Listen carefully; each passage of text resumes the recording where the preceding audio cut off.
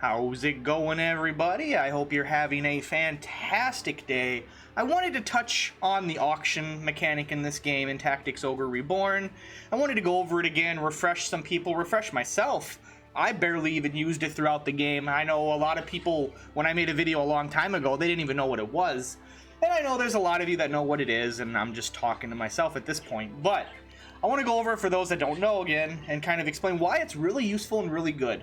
And one of the main things, aside from unlocking a certain class and other stuff, is when you auction off a monster, you go here. See, we're going to pick the Cyclops because he's horrible. Most monsters, not all of them, will give you food plus a steak.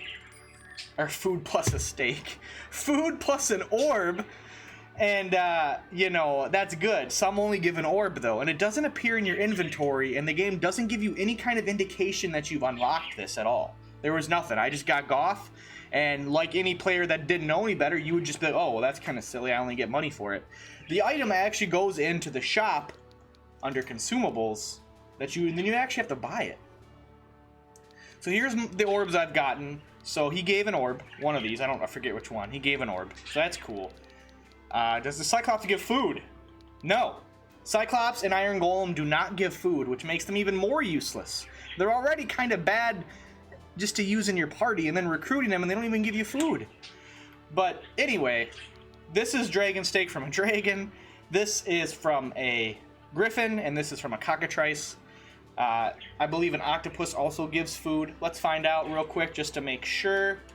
I don't want to misinform anybody, you know, about the horrible misinformation here. Does the Octopus give food? It should. It should. It should. It gives an orb, I'll tell you that. Octopus gave food. We got a Steamed Mollusk, which does Int and Mind.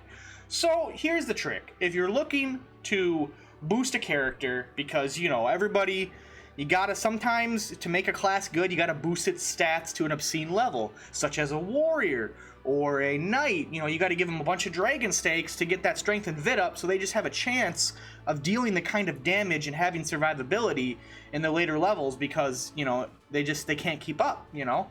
Now hold on, I'm kind of joking, but I mean, it's kind of true. It does make sense. That's one way to get around certain classes that underperform, you know. So don't be too mad at me for making fun out of the warrior and the knight, okay? I'm sorry. But anyway, we got the Dex Agility, Int and Mind, and then Avoidance and Resistance. Now this is great if you're using summons, and your summons for some reason are weak because the person using them doesn't have a lot of int. You can really buff up your summon damage. So see, it works both ways, you know. You can make your little summon boys hit even harder, you know. And a lot of people think it's just the charms, but this is another way to do it. And this can be, it can be very time consuming, but it can be more effective. You can farm food, I think, a lot better than you can farm charms in a lot of ways, especially if you're in a level like you got a water area and there's like 3 or 4 octopus, or, you know, there's 3 or 4 dragons or whatever. It is very time consuming, but if you're diligent and you're dedicated, you could spend, you know, 4 or 5 hours and you could probably get 20 of these, 10, 15, 20 of these, and really get some stat ups. So this is the main benefit of the auction. The orbs are also really good, very good damage. Some of them are needed in recipes. A lot of really good weapons are needed for these in recipes, so make sure you don't just use these as a combat item like some people tell you to do, because they have a good range and a good area of effect. But if you want to make some of the best gear, you need these as crafting materials, so be aware of that.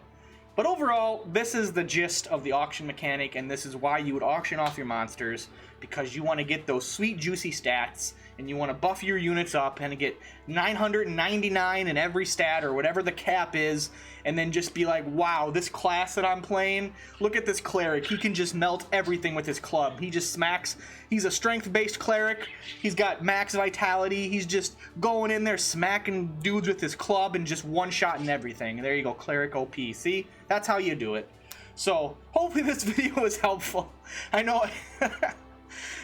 Hey man, it's possible, right? I mean, you could make a cleric with the club and just, you know, mess everything up. I mean, I don't know. I don't got the time to get the stats maxed out, so if maybe somebody's got cheat engine or something and they can just buff it up that way and test it. But, you know, I wouldn't be surprised. You know, I wouldn't be surprised if that's possible.